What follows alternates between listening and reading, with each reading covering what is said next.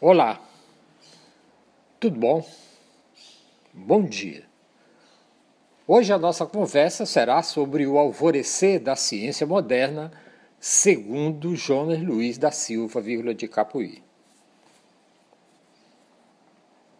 Na verdade, a cisão entre o pensamento científico e o humanístico ocorreu por influência justamente do cartesianismo, onde a concepção da razão estava intimamente ligada na sua origem à matemática e à geometria.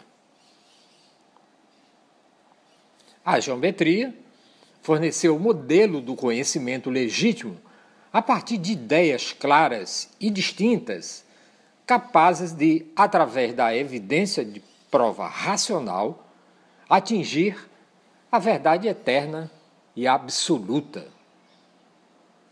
Por outro lado, o pensamento humanístico das letras, da música e das artes, em geral, era parte de um conhecimento imperfeito, que devia ser corrigido e superado.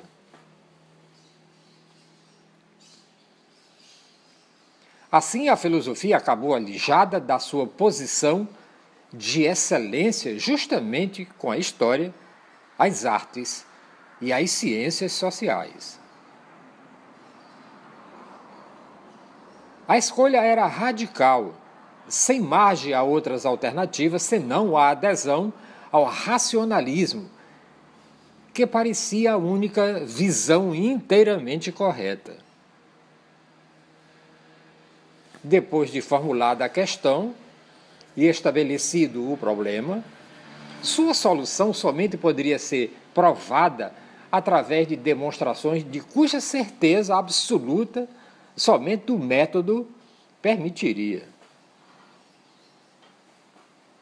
Foi, portanto, a partir de Francis Bacon e René Descartes que a ciência renunciou à filosofia natural ao insistir na pesquisa experimental e no racionalismo do método. E na sua pressa de se desprender da escolástica, esqueceram o ideal de cultura que partilhava com as humanidades. Por outro lado, estas perderam o contato com as ciências. No século XVIII, o movimento filosófico que se convencionou chamar de iluminismo baseou-se em dois outros grandes filósofos do século anterior. De um lado, Descartes, com racionalismo, que procurava o conhecimento a partir de ideias claras e distintas, tendo como base a matemática, e do outro, Francis Bacon, com o empirismo, que dizia ser o conhecimento obtido a partir da experiência.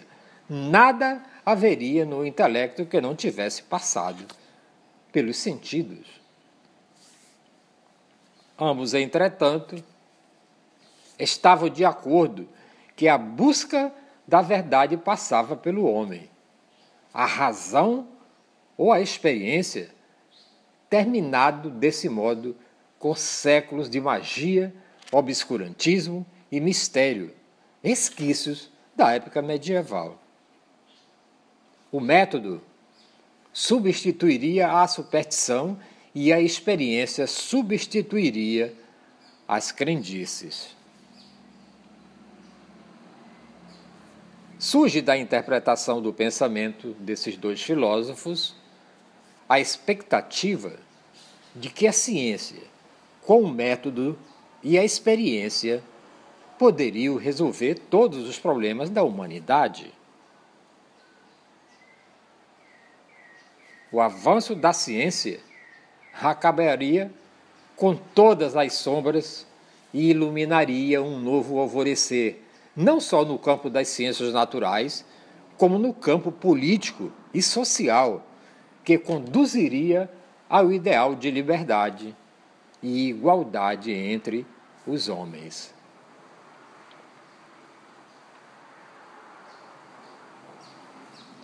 O iluminismo surge assim em todos os campos das atividades humanas, caracterizando-se por um estado de espírito onde o otimismo é uma característica essencial de progresso e desenvolvimento humano, cultural, filosófico e material, através de procedimentos estritamente racionais.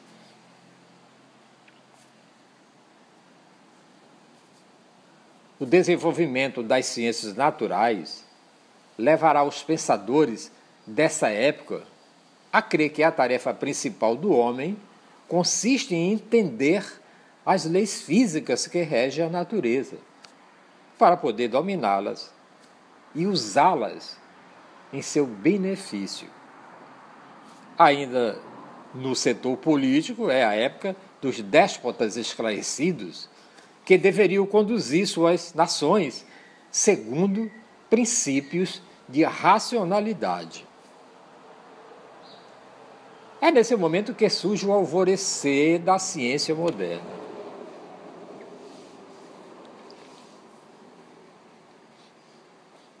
Sem dúvida nenhuma, Newton e Einstein foram cada um no seu tempo pensadores que com suas teorias mudaram a física moderna. Os dois se situam numa categoria de homens que a humanidade sempre reverenciará com respeito e admiração. Newton, com a sua teoria da gravitação universal, demonstrou a partir das observações de Kepler que os planetas descreviam órbitas em torno do Sol, além de que as mesmas leis do movimento valeriam para todo o universo.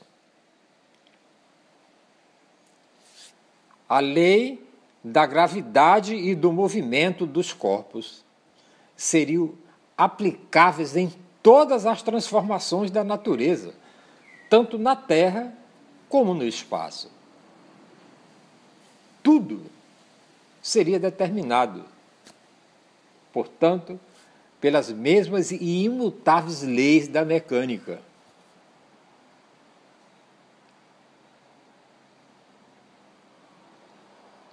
Sua teoria era o que faltava para completar a visão mecanicista do mundo, que desse modo poderia calcular cada transformação da natureza através da matemática. Do mesmo modo que Newton revolucionou a física com suas teorias, também Einstein modificou nossas ideias sobre o mundo físico.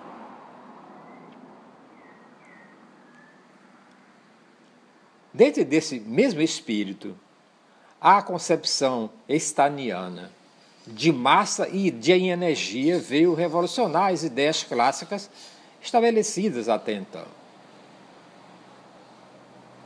Do mesmo modo que o espaço e o tempo são unificados numa síntese mais profunda pela doutrina da relatividade, também a energia e a massa são postas em relação à velocidade da luz, tomada como uma constante. Simples assim, fácil assim, compreensível assim. O princípio da conservação da massa e a conservação da energia se fundem de tal forma que massa e energia passam a ser consideradas a mesma coisa.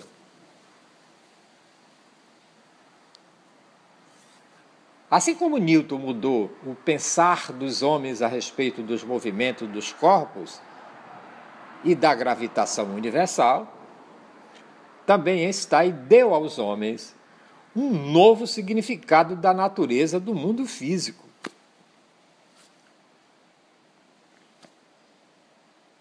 Pode-se dizer, a partir do estudo da evolução do pensamento científico, que Copérnico, Giordano Bruno e Galileu, com a teoria heliocêntrica, retiraram a Terra do centro do universo. Bacon reafirma o método experimental e Descartes o método racional, retornando o homem para o centro da solução dos problemas. Newton, com a teoria da gravitação universal, ligou a Terra aos demais astros.